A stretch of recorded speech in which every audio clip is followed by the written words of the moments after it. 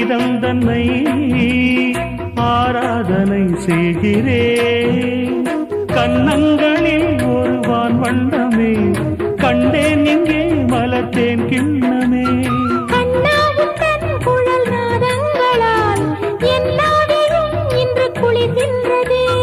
ஒன்றோடு ஒன்றாகி உண்மைகள் கண்டுவர சங்கீதவானில் சந்தோஷம் பாடும் சிங்காரத்தேன் குயிலே.